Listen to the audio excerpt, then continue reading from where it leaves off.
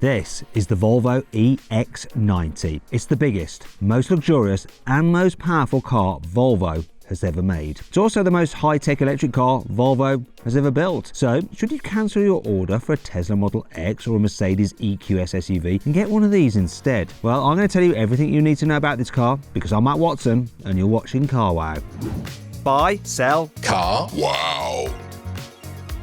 The old Volvo XC90 was a very smart-looking vehicle. It was stylish, but understated. In other words, it was very, very Swedish. And this new EX90 follows the same pattern, although it does get a few very important new features. If this was a German car like a BMW iX, it would probably come with a huge fake grille at the front, but that's not Volvo's style. Instead, the EX90 comes with a very smooth minimalist front bumper. I reckon it strikes a good balance between looking too fussy, like a BMW iX does, and too plain, like a Tesla Model X does. From the side, the new EX90 borrows some design features from other Volvos. The overall silhouette is very similar to the current XC90, so it looks nothing like the smooth egg-shaped Mercedes EQS SUV. The Volvo has flush door handles like on that car though, but the creases on the bottom of the doors look very similar to the ones on the XC40. Volvo hasn't given the EX90 any back trim around the wheel arches, the kind that some SUVs have to make them look bigger and tougher. Instead, the car has some subtle creases that make the wheel arches look slightly bigger than they actually are. Volvo hasn't gone overboard with fiddly design details at the back either. The new brake lights loop around the Volvo badge, and there are some illuminated stripes on each side of the boot lid too. All the angles have been squared off and levelled out. Now it looks even more upright and stately than the old car, almost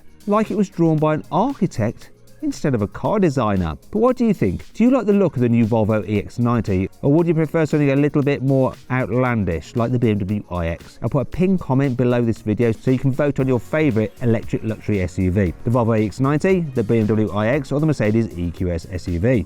Volvo has a knack of making smart-looking interiors that come with some fairly unusual materials. Take the V60 for example. You can get that car with dashboard trims made out of reclaimed driftwood. Well, the EX90 is also doing its bit for the planet. Its interior is made using 50 kilograms of recycled plastic and loads of renewable natural materials. But don't go thinking it's going to look like some kind of hippie commune on the inside though. The backlit wood trims are lovely and everything has loads of effortless Swedish cool. The waterfall style dashboard comes with a portrait infotainment system like the old XC90, but the overall design is even more pared back. The full width air vent is a neat touch and you control almost everything through the central touchscreen. Now I'm going to tell you more about that in a bit. You can bet the seats will be immensely comfortable too if recent Volvos are anything to go by. And the front headrests come with built-in speakers for the Bowers & Wilkins stereo upgrade. It's all very nice. Volvo and Tesla were some of the first manufacturers to give their cars massive portrait touchscreens. Tesla's now switched to landscape screens for its latest cars, but Volvo has stuck to its guns and given the new EX90 a 15-inch portrait touchscreen. Not only that, you also get a small driver's display just behind the steering wheel. This layout looks pretty similar to what you get in a Ford Mustang Mach-E. You get wireless Apple CarPlay and Android Auto, and the EX90 has built-in 5G internet connectivity, so you can download extra apps directly onto the car's infotainment system. Speaking of which, you can get a Volvo app for your phone that lets you unlock the car without using a key. The new Volvo EX90 comes with two electric motors as standard. One drives the front wheels and the other drives the rear wheels, meaning that this SUV is all-wheel drive. Combined, the two motors make 408 horsepower and 770 newton meters of torque in entry-level models. That's almost the same power, but much more torque than you got in the old Polestar-tuned XC90 T8. But the XC90 is old news now. So how does the EX90 compare to the next generation of electric SUVs? Well, the most basic version of this new Volvo has 48 more horsepower than a Mercedes EQS SUV 450, and it also has 82 more horsepower than an entry-level BMW iX40.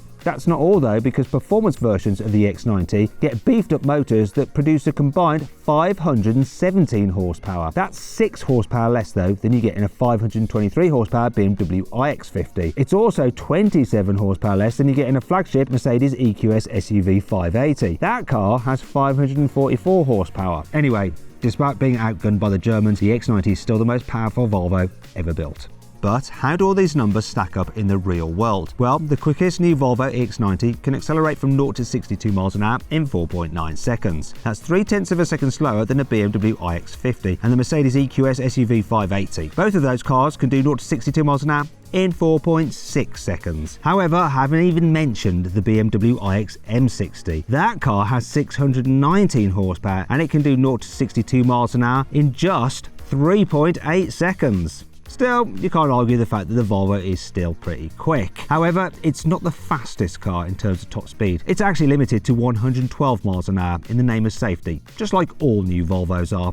Speaking of safety, the new Volvo EX90 comes with some brand new technology designed to help prevent accidents. Firstly, there's the eye-tracking cameras to monitor how long you spend looking at the road ahead. It also monitors your steering inputs to tell if you're getting tired or distracted. This Big Brother approach means the EX90 can slow the car down and stop by the side of the road if it thinks that you've fallen asleep. That's not the only new feature. The bulge on the EX90's roof might look like the light on a taxi, but it houses the car's LiDAR sensors. These improve its ability to spot objects in the road ahead at high speeds and in the dark, handy during long Swedish winters. Volvo says this means the EX90 is the first car it's ever built that has all the hardware needed for fully autonomous driving in the future. But there's more, including an interior radar system that scans the cabin after you leave the car. Why on earth does it do this? Well, stats from the US government show that more than 900 children have died since 1998 because they've been accidentally left behind in hot cars. Volvo's new system is so sensitive it can tell if a person is breathing inside the car after the driver has got out. If it detects someone inside, it'll notify you when you try to lock the doors. The car can also switch on its climate control system if it thinks someone's been left behind. Volvo says this will reduce the risk of hypothermia or heat stroke for someone who's been left inside the car. The system can even monitor the boot to check whether you've left a pet unattended in there as well.